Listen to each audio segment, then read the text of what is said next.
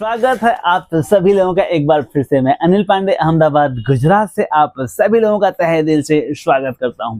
दोस्तों, आज फिर से एक खूबसूरत सा वीडियो 4K LED टीवी पर लेकर आया हूं आप सभी लोगों के लिए।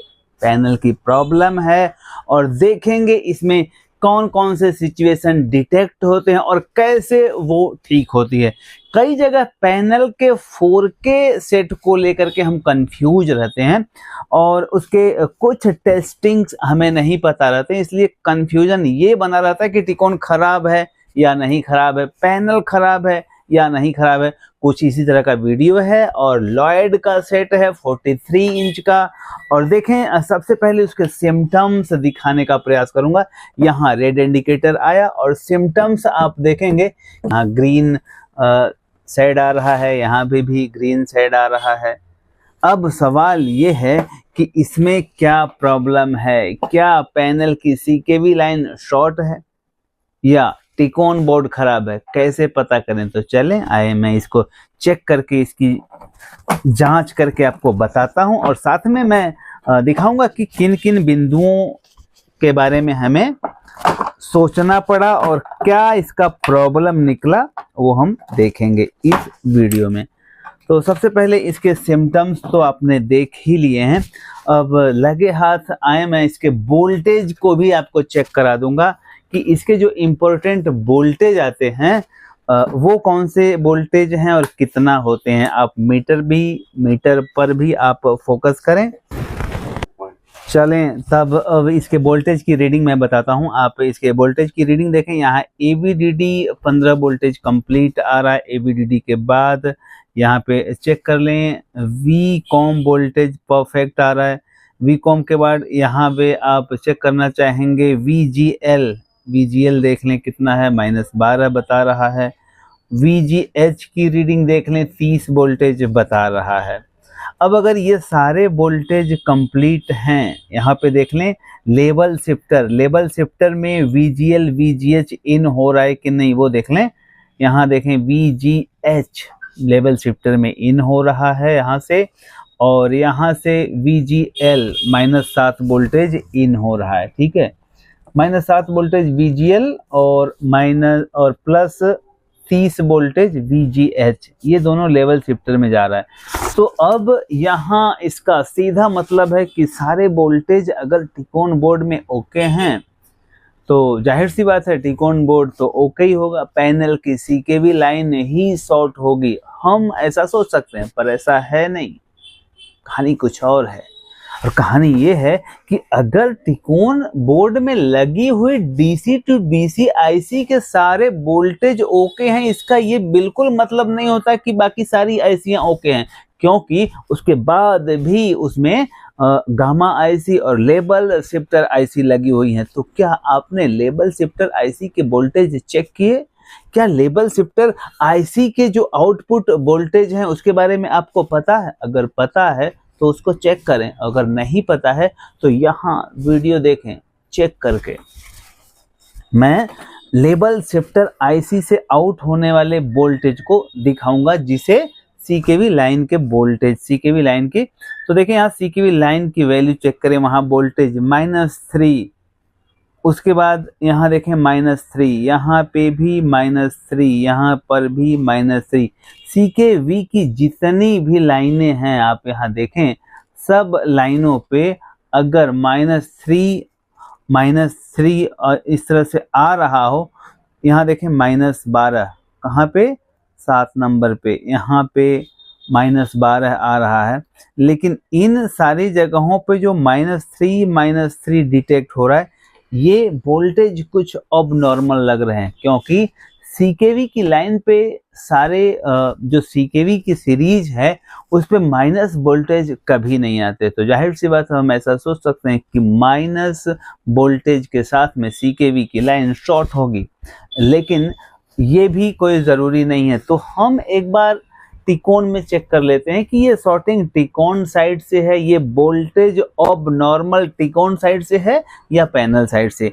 तो उसके लिए हमें इसके सेट को बंद करके हमें डिस्कनेक्ट करना होगा, और डिस्कनेक्ट करने के साथ में फिर हमें चालू करके CKV लाइन के वोल्टेज को चेक करने होंगे। तो आए नज़दीक से, मैं फिर से CKV लाइन के वोल्टेज चेक करने का सब। अब मैं इसके वोल्टेज की रीडिंग बताऊंगा। यहाँ वोल्टेज की रीडिंग देखें, अब हमने FFC बेल्ट यहाँ निकाल दिया है और FFC बेल्ट निकालने के बाद सेट देखें यहाँ पे ऑन दिखा रहा है। और इसके बाद हम CKV के वोल्टेज चेक करेंगे। तो यहाँ पे CKV वोल्टेज आप चेक करें, देखें यहाँ पे ST -12 ठीक है, फिर यहाँ भी -12 ठीक है। लेकिन अब इसके बाद CKV की लाइन शुरू हो रही है, CKV 1 -3 voltage, CKV 2 -3 voltage, CKV 3 देखें -3 वोल्टेज, उसके बाद देखें CKV 4 -3, CKV 5 -12 voltage, CKV 6 -12, CKV 7 -12 और CKV 8 भी -12। तो जो CKV के आउटपुट वोल्टेज हैं, CKV वोल्टेज जो हैं, जो लेवल शिफ्टर IC से निकलते हैं, वो माइनस नहीं होते हैं। जो ST की लाइन है या VST है वो नेगेटिव वोल्टेज हो सकते हैं, लेकिन ये जो CKV की सीरीज है उसमें माइनस वोल्टेज नहीं होता है। और यहाँ अगर माइनस दिख रहा है तो हम ऐसा सोच सकते हैं कि ये टिकोन की लेवल शिफ्टर IC खराब है।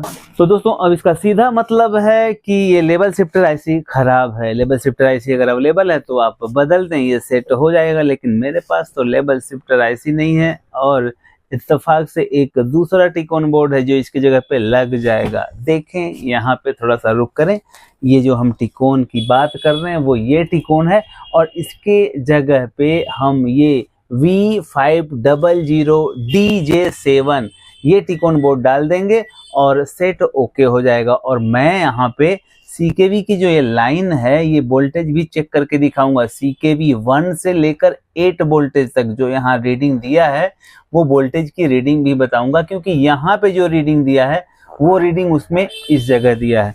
तो चलें हम देखते हैं कि क्या ये सेट ओके हो जाता है टिकोन बदलने से। और मुझे पूरा यकीन है कि ये सेट ओके हो जाएगा, क्योंकि लेवल शिफ्टर IC की प्रॉब्लम है। तो देखें हम इसको निकाल दिए।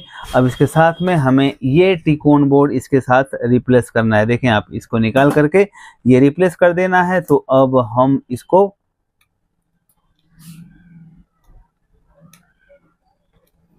लगा दिया, ठीक है। अब यहीं पे मुश्किल खड़ी होगी कि यहाँ पर ये तो लगेगा ही नहीं, अब क्या करें। तो बहुत अच्छी बात है, हम सीधे LVDS भी रिप्लेस कर देंगे, LVDS रिप्लेस कर देंगे, LVDS भी दूसरा लगा देंगे हम। चलें हम दूसरा LVDS लगा कर देख लेते हैं। ये LVDS यहाँ लगा दिया और इसको हमने, अब देखें क्या परिणाम हमारे पक्ष में है या परिणाम से हम दूर हैं। अब चलें देखते हैं, और जब परिणाम आ जाएगा तो मैं आपको वोल्टेज भी दिखा दूंगा, या तो आप चाहें तो पहले ही वोल्टेज दिखा देता हूं। देखें आप वोल्टेज की रीडिंग देख लें कि क्या वोल्टेज की रीडिंग यहाँ CKV की लाइन पे जो वोल्टेज की रीडिंग आ रही है वो परफेक्ट आ रही है। देखें यहाँ पे -12 आना चाहिए, -9 आ रहा है, बहुत अच्छी बात है। -9 आ रहा है तो ठीक है, उसमें -12 आ रहा था, यहाँ पे भी -9 आ रहा है। और यहाँ CKV लाइन यहाँ से शुरू हो रही है। तो देखिए CKV 1 9 voltage, CKV 2 9 voltage, CKV 3 9 voltage, CKV 4 9 voltage, CKV 5 9 voltage, CKV 6 9 voltage, CKV 7 9 voltage और CKV 8 भी 9 वोल्टेज। तो आपने देखा कि CKV 1 से लेकर के 8 तक सारे पॉजिटिव में वोल्टेज हैं और उनकी वैल्यू है 9 वोल्टेज। तो अब आपने यहाँ वोल्टेज के जो कंटेंट थे वो आपने देख लिया, और मुझे लगता है कि जब यहाँ वोल्टेज नॉर्मल हो गए तो परिणाम भी नॉर्मल ही हो गया होगा। तो कितना सही है हम चलें देखते हैं। ओ माय गॉड, देखें यहाँ पे पिक्चर ब्यूटीफुल आ गई, लेकिन अब 2 भाग में पिक्चर आने की नौटंकी यहाँ दिख रही है। पिक्चर यहाँ पे 2 भाग में आ रही है, डिवीजन।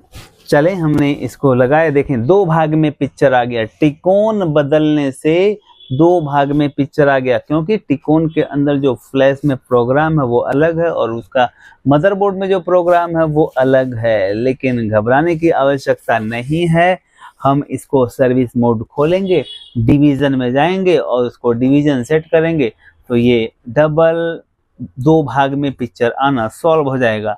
और अगर आपके पास रिमोट नहीं है तब भी आसान है। और दूसरा, इस समस्या के समाधान का विकल्प हमारे इस टिकोन बोर्ड में है। यहाँ एक जंपर सिलेक्शन दिया है, उस जंपर सिलेक्शन को आप अल्टरनेट चेंज करके इस 2 भाग में आ रही पिक्चर को 1 भाग में कर सकते हैं। तो कैसे करते हैं आइए दिखाता हूँ नज़दीक से। यहाँ पे देखें, ये जो जंपर सिलेक्शन दिया हुआ है, इस जंपर सिलेक्शन को अगर आप चेंज कर देंगे तो डिवीजन चेंज हो जाएगा। सेट को बंद करें, ये जंपर सिलेक्शन यहाँ से निकालें, ये निकालने के बाद इसको दूसरे वाले भाग में लगाएं और उसके बाद ओके करें। अब देखें जो डिवीजन वाली प्रॉब्लम थी 100% सॉल्व हो गई होगी। देखें अब यहाँ पे हमने लगाया और ये देखें लॉयड ब्यूटीफुल। तो देखें अब मैं इसको चालू कर रहा हूं और देखें अब वो जो 2 भाग में पिक्चर आ रही थी अब 1 भाग में आएगी। डिवीजन का प्रॉब्लम सॉल्व, लॉयड यहाँ आप देख पा रहे हैं और 1 भाग में पिक्चर आ गई। तो ये जो डिवीजन की प्रॉब्लम आती है ये कभी कभी टिकोन बोर्ड से ठीक हो जाता है, नहीं तो सर्विस मोड ओपन करके ठीक करना पड़ता है, आपको पता है। और देखिए मैं दोबारा अगर डिवीजन की प्रॉब्लम लाना चाहूँ तो इसको बंद करके और इस जंपर सिलेक्शन को सिर्फ यहाँ से इधर सेट करेंगे और वापस चालू करेंगे तो आपके इसी सेट में डिवीजन की प्रॉब्लम आ जाएगी। देखें आप अब 2 भाग में पिक्चर आएगी। देखें लॉयड और लॉयड यहाँ 2 भाग में पिक्चर आ गई। तो दोस्तों इस तरह से CKV जो लाइन है वो जो लेवल शिफ्टर IC से निकल रही है, अगर आपको उसकी रीडिंग पता है, उसके वोल्टेज आउटपुट के बारे में पता है तो बड़े आसानी से इस तरह से प्रॉब्लम आप कंसीडर कर सकते हैं। लेकिन इसके लिए बहुत मेहनत की ज़रूरत पड़ती है और मुझे पता है कि आप रात दिन मेहनत करते हैं, लेकिन एक सही दिशा की ज़रूरत है। तो बिल्कुल करते रहें और इसी तरह से आगे बढ़ते रहें। Thank you very much.